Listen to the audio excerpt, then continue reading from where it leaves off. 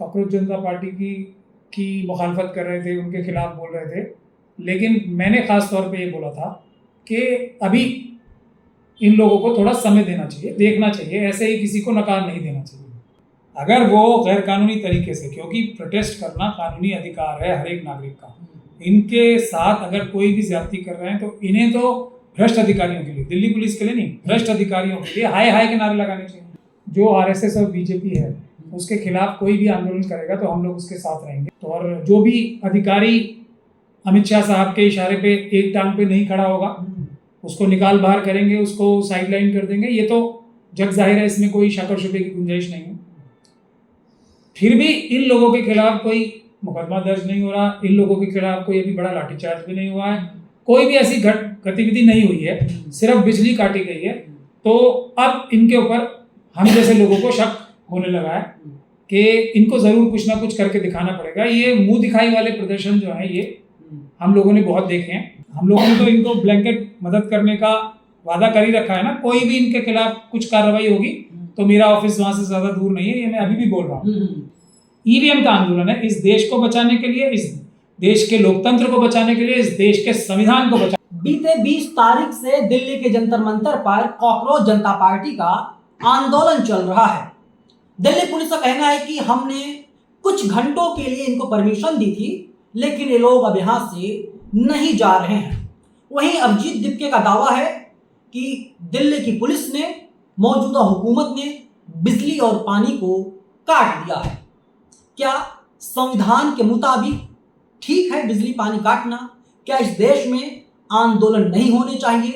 क्या प्रधानमंत्री से और शिक्षा मंत्री से इस्तीफा नहीं मांगना चाहिए देश की जनता को? मैं इसी मुद्दे पर बातचीत करूंगा। मेरे साथ सुप्रीम कोर्ट के धुरंधर वकील महंत राजा जी हैं। सर, पहला कमेंट क्या है आपका? ये आंदोलन ना तो खत्म हो रहा है और ना ही आंदोलन जोर पकड़ रहा है। ना खत्म हो रहा है ना शुरू हो रहा है, दोनों ही बातें हो रही हैं एक साथ। तो देखिए, मैं शुरू से इस बात को कह रहा हूँ, कोई भी आंदोलन हो तो हम लोग, अगर जो आरएसएस और बीजेपी है उसके खिलाफ कोई भी आंदोलन करेगा तो हम लोग उसके साथ रहेंगे। और बहुत सारे लोग पहले दिन से कॉकरोच जनता पार्टी की मुखालफत कर रहे थे, उनके खिलाफ बोल रहे थे। लेकिन मैंने खास तौर पे ये बोला था कि अभी इन लोगों को थोड़ा समय देना चाहिए, देखना चाहिए, ऐसे ही किसी को नकार नहीं देना चाहिए। तो अब काफ़ी दिन हो गए हैं लेकिन अभी तक इनकी कोई भी कार्रवाई ऐसी नहीं हो पाई है, कम से कम हमारी नज़र में और जनता की नज़र में नहीं आई है, जिससे इनको असली विरोध करने वाला समझा जाए। अगर दिल्ली पुलिस के भ्रष्ट अधिकारी इनको किड ग्लव से, यानी कि बड़े प्यार मोहब्बत से ट्रीट कर रहे हैं, कोई इनके खिलाफ अभी तक मुकदमा भी नहीं किया, तो ये इनकी गतिविधियों पे शक पैदा कर रहा है। क्योंकि अमित शाह जी की पुलिस है, अमित शाही पुलिस है दिल्ली पुलिस, तो बिल्कुल। तो और जो भी अधिकारी अमित शाह साहब के इशारे पे एक टांग पे नहीं खड़ा होगा उसको निकाल बाहर करेंगे, उसको साइडलाइन कर देंगे। ये तो जग जाहिर है, इसमें कोई शक और शुबे की गुंजाइश नहीं है। फिर भी इन लोगों के खिलाफ कोई मुकदमा दर्ज नहीं हो रहा, इन लोगों के खिलाफ कोई अभी बड़ा लाठीचार्ज भी नहीं हुआ है, कोई भी ऐसी गतिविधि नहीं हुई है, सिर्फ बिजली काटी गई है। तो अब इनके ऊपर हम जैसे लोगों को शक होने लगा है कि इनको जरूर कुछ ना कुछ करके दिखाना पड़ेगा। ये मुंह दिखाई वाले प्रदर्शन जो है ये हम लोगों ने बहुत देखे हैं। असली प्रदर्शन में जो भ्रष्ट अधिकारी हैं पुलिस के, उनका रवैया पूरी तरीके से दूसरा होता है। आप लोगों ने हमारे सारे आंदोलन देखे हैं, पुलिस किस तरीके से ट्रीट करती है वो आपको देखना चाहिए। वैसा अगर नहीं हो रहा है तो इनके ऊपर लोगों का शक जाएगा और हम लोगों को भी शक होना शुरू हो गया है। अभिजीत दीपके बार बार ये बोलते हैं कि आज रात में उनके आंदोलन को खत्म करवा दिया जाएगा, आज रात में उनको गिरफ्तार दिल्ली पुलिस कर लेगी, लेकिन पुलिस गिरफ्तार नहीं कर रही है। साथ में वे मंच से बोलते हैं we love Delhi police, I love Delhi police. तो सीधे सीधे यही बोलते हैं आई लव अमित शाह, क्योंकि अमित शाह पुलिस तो है ये। दिल्ली पुलिस के भ्रष्ट अधिकारियों से किस बात का प्रेम? अगर वो गैर कानूनी तरीके से, क्योंकि प्रोटेस्ट करना कानूनी अधिकार है हर एक नागरिक का, इनके साथ अगर कोई भी ज्यादती कर रहे हैं तो इन्हें तो भ्रष्ट अधिकारियों के लिए, दिल्ली पुलिस के लिए नहीं, भ्रष्ट अधिकारियों के लिए हाय हाय के नारे लगाने चाहिए। अगर वो नहीं लगा रहे तो यही सब बातें इनके लिए शक पैदा कर रही हैं हम जैसे लोगों के मन में भी। और फिर ऐसी कोई बड़ी घटना भी इनके साथ हुई नहीं है ना, हम लोगों ने तो इनको ब्लैंकेट मदद करने का वादा कर ही रखा है ना। कोई भी इनके खिलाफ कुछ कार्रवाई होगी तो मेरा ऑफिस वहां से ज्यादा दूर नहीं है, ये मैं अभी भी बोल रहा हूँ, लेकिन कोई कार्रवाई तो हो। कार्रवाई नहीं हो रही इसका मतलब कुछ ना कुछ गड़बड़ है। नहीं, कहा यह जा रहा है कि महमूद प्राचा जैसे वकील, मतलब आपके जैसे वकील अगर एक्टिव हो जाएंगे, खुल करके अभिजीत दीपके का साथ देंगे और पुलिस कोई कार्रवाई करेगी तो अभिजीत दीपके एक बड़े नेता बन करके उभर जाएंगे। और भाजपा ऐसा नहीं चाहती कि अभिजीत दीपके एक बड़े नेता बने। अभिजीत दीपके अगर नेता बनने के लिए कार्य कर रहे हैं तो मैंने पहले भी बोला है, फिर उनको ये कार्य नहीं करना। आफ्टर अरेस्टिंग ऐसा हो सकता है। अरेस्ट भी किस मुकदमे में होंगे, सब चीज उस पर निर्भर करती है, किस मुकदमे में होंगे, किस तरीके से पुलिस का रवैया होगा, कितने मुकदमे लगाए जाते हैं इनके खिलाफ। आपने अभी लेटेस्ट जो एक प्रोटेस्ट हुआ था डॉक्टर रितु का हुआ था प्रोटेस्ट, उसमें आप लोगों ने सबने अपनी आंखों से देखा था किस दुर्दांत तरीके से दिल्ली पुलिस के भ्रष्ट अधिकारियों ने उस बच्ची के साथ और उसकी बाकी सहयोगियों के साथ बिहेवियर किया था, किस तरीके से लाठीचार्ज किया था, किस तरीके से उनके खिलाफ एक के बाद झूठे मुकदमे लगाए थे। रोज वहां पे गिरफ्तारियां होती थी, रोज पुलिस पिटाई करती थी, रोज आरएसएस के गुंडे आके वहां पे तेजाब फेंकते थे बच्चों के ऊपर और पथराव करते थे। ये तो रोज ही होता था ना, तो ऐसा तो इनके साथ नहीं हो रहा है।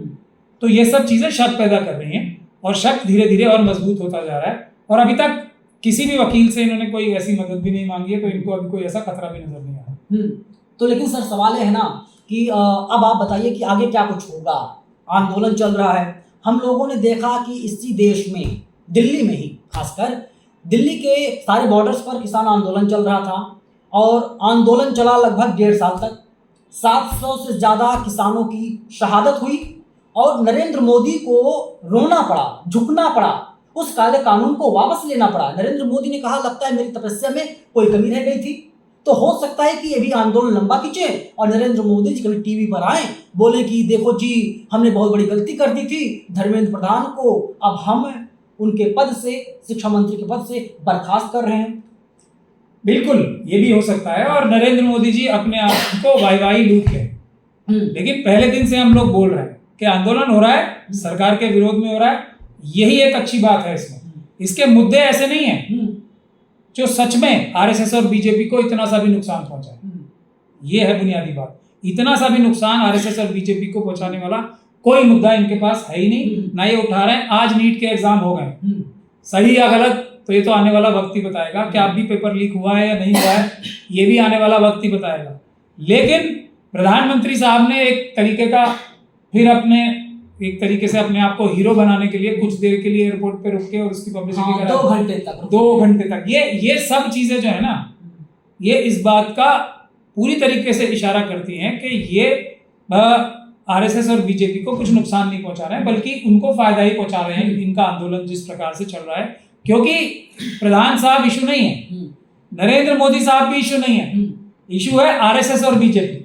इशू है आरएसएस और बीजेपी ने डेमोक्रेसी जो लूट के, संविधान को लूट के, जो गैर संवैधानिक तरीके से इलेक्शन जीतने शुरू किए हैं, लोगों को मार पीट के, डरा धमका के, लालच देके जो मेंबर ऑफ पार्लियामेंट और एमएलए तोड़ने शुरू किए, ये है मुद्दा। लोगों की नागरिकता छीननी जो शुरू की है एसआईआर से, ये है मुद्दा। और असली मुद्दा है एक वोट का अधिकार जो बाबा साहब ने सब नागरिकों को दिया था, वो वापस छीन लेना ईवीएम के जरिए। तो मैं तो आप सब लोग भी मुझसे और पूरे देश में लोग हमसे पूछ ही रहे थे ना कि ईवीएम का आंदोलन कब शुरू होगा, क्योंकि असली आंदोलन ईवीएम का आंदोलन है। इस देश को बचाने के लिए, इस देश के लोकतंत्र को बचाने के लिए, इस देश के संविधान को बचाने के लिए बाबा साहब का वो सबसे बड़ा अधिकार कि प्रधानमंत्री का भी कान पकड़ के जनता वोट के माध्यम से नीचे उतार के दूसरा प्रधानमंत्री बना सकती है, वो अधिकार जो ईवीएम के माध्यम से छीन लिया है, वो वापस दिलवाने का जो आंदोलन है, वही सबसे बड़ा आंदोलन है। और अब क्योंकि ईवीएम और बैलेट पेपर के रूप में मुझे ही सबसे बड़ा एक आखिरी जो किला है वो समझा जाता है, तो और बहुत सारे लोग हमसे पूछते भी रहते हैं और हम भी आप लोगों को बता रहे थे कि आंदोलन होगा होगा होगा होगा। हम लोग तैयारी कर रहे थे, लोग ढूंढ रहे थे, अच्छे लोग जो हमें छोड़ के ना जाए साहब, वो सब तैयारी हो चुकी है। 27 इस महीने की 27 तारीख से हम लोग जम्मू कश्मीर से शुरू करके और केरल की तरफ हम पूरे राष्ट्र में ईवीएम के विरोध में और बैलेट पेपर वापस लाने के लिए आंदोलन का आरंभ इसी 27 तारीख को जम्मू के अंबेडकर चौक से हो रहा है। यही असली आंदोलन है। अगर सीजेपी, अगर कोई भी और जो भी अंबेडकरवाद में भरोसा रखने वाली संगठन है, लोग हैं, वो इस आंदोलन को ज्वाइन करें जो ईवीएम के खिलाफ होने वाला है। इससे ये पेपर लीक होने भी बंद होंगे। इससे देश में अडानी, अंबानी, यूसुफ लूलू जैसे लोगों ने जो देश में अमित शाह जी और मोदी जी के मदद से, आरएसएस और बीजेपी की मदद से लूट मचाई है, ये भी खत्म होगा। इससे देश चाइना के सामने मजबूती से खड़ा होगा। इससे भारत में भ्रष्टाचार मिटेगा। इसमें रिजर्वेशन की पॉलिसी पूरी तरीके से लागू होगी। इसमें जो अत्याचार गरीबों के साथ, खास तौर पे एससी, एसटी, मुस्लिम, सिख, क्रिश्चियन, बौद्ध और दूसरे ओबीसीज वगैरह के साथ जो अत्याचार और जो व्यभिचार हो रहा है, महिलाओं के साथ हो रहा है, वो रुकेगा। सिर्फ और सिर्फ वो ताकत जब जनता के हाथ में वापस आ जाएगी कि बड़े से बड़े चुने हुए व्यक्ति को कान पकड़ के नीचे उतार सके, वो ताकत वापस ईवीएम हटा के पेपर बैलेट से चुनाव करा के आएगी। और उसका आंदोलन, सब आंदोलन का जो कह सकते हैं ना, मदर ऑफ ऑल एजुकेशन, वो जम्मू से इस 27 तारीख को शुरू हो रहा है, अंबेडकर चौक से। तो हम निवेदन करते हैं सभी लोग उसमें, जो जम्मू के लोग हैं वो आए और उसमें पार्टिसिपेट करें। सुबह 10:30 बजे से शुरू। सर, आप मानते हैं कि शिक्षा व्यवस्था में सुधार की भी बहुत ज्यादा जरूरत है? शिक्षा व्यवस्था में सुधार के लिए संवैधानिक रास्ता कौन सा है, मैं आपसे ये पूछना चाहता हूँ। इसीलिए हमें बाबा साहब सटीक काम करते थे। बाबा साहब डॉक्टर भीमराव अंबेडकर किसी भी बीमारी की जड़ तक जाते थे और उसे जड़ से खत्म करने की दवाई बताते थे।